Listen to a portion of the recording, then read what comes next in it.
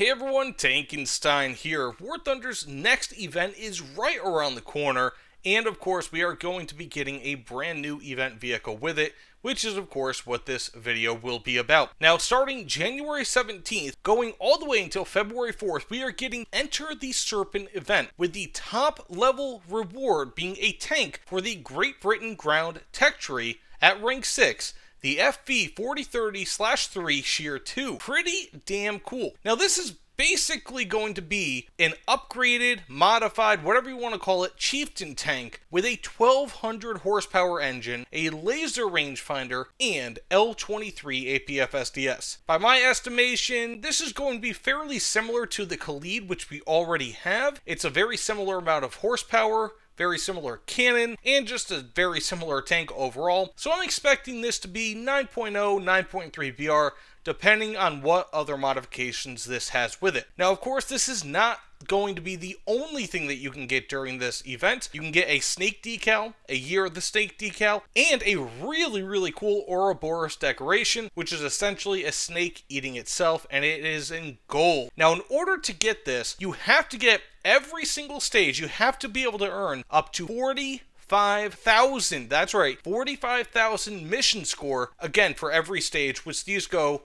every 2 days. And I'll just read this off exactly as it is. It says you'll be able to earn mission points in ground battles at rank 3 or above in arcade, realistic, or simulator battles. The number of mission points to complete a stage depends on the game mode and the maximum rank of the vehicle that you use in the battle. There's a multiplier for earning mission points, which is shown in the task description in-game. So essentially what that means is that how War Thunder typically does it is that arcade has the lowest multiplier, realistic has a very good multiplier, and simulator is just above realistic. And rank 3, of course, will also have a lower multiplier than the higher that you go up to a certain extent. I think it's like top tier or just next to top tier, you get as high of a multiplier as you can get. So the way I always say is if you're playing rank 3 ground in arcade and you score 1,000 points, you might only get like 700 points towards this event. But if you play like realistic rank 6 or 7 or something like that, and you score 1,000 points,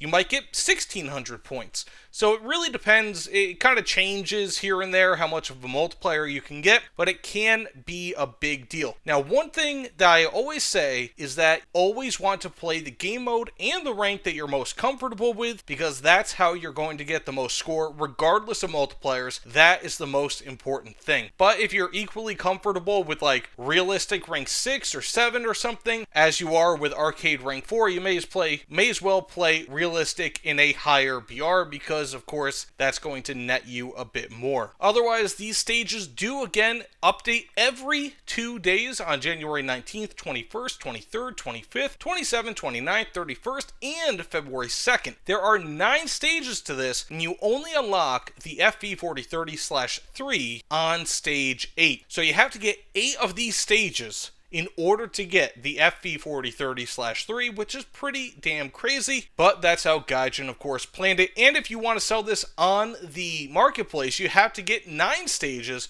so every single stage you have to be able to earn those 45,000 points, which again, they change every 2 days, so 45,000 points in ground battles every 2 days, so you guys better get grinding. Now, let's say if you don't score enough in a 2-day period, you can of course buy a task star, is what they call it, with Golden Eagles. It is normally 999 Golden Eagles, but if you've scored 39,000 mission points, it's only 499 Golden Eagles, and if you've scored at least 43,000 mission points, you only need to pay 199 Golden Eagles in order to finish up that 2-day star. So bear that in mind, pretty damn important. Otherwise, again, I'm really interested in this. It's a very cool vehicle. This is, if I'm not mistaken, an Iranian version of this vehicle, which is really cool. And I feel like we'll hopefully spice up the Great Britain ground tech tree, and we'll introduce a lot of players to that tech tree, because Great Britain at top tier, you see some players playing it, but hopefully this will get people kind of used to Great Britain at or near top tier, and hopefully lure some more people into it, because I feel like they actually have a pretty interesting near top tier tank base, if that makes any level of sense,